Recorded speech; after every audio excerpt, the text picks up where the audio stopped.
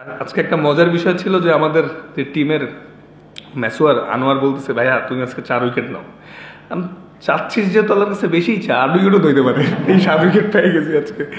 আলহামদুলিল্লাহ। ভাইয়া আসলে ফাইফার তো যে কোনো ফরম্যাটেই অনেক স্পেশাল, কারণ অনেকবার 3 উইকেট 4 উইকেট পাইছি, কিন্তু একটু উইকেটের সাথে লাগও লাগে 5টা পাইতে।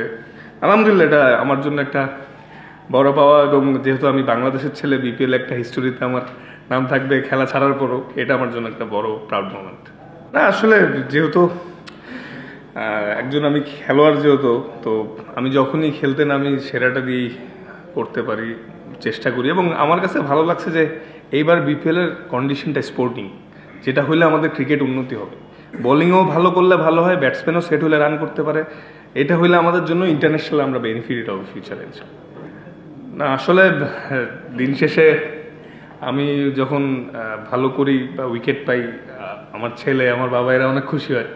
তো ডেফিনেটলি ওদের সাপোর্টটাও আমার একটা ইন্সপিরেশন, যে কারণ আমি যেদিন ভালো বোলিং করতে পারি না ওই দিন তাসফিন অনেক মন খারাপ করে। তো আজকে আমি শিওরও অনেক খুশি, তো এটা তাসফিনের জন্যই। আমার আসলে সবসময় বিপিএল আমি অনেক এনজয় করি, একটা অন্যরকম আমেজ থাকে সবার মধ্যে, একটা মানে ভালো কম্পিটিশন, হেলদি কম্পিটিশন থাকে। তো এটাই আসলে ইন্টারন্যাশনালের পরে সবচেয়ে বড় প্ল্যাটফর্ম, তো আমি চেষ্টা করি এনজয় করতে সবসময়।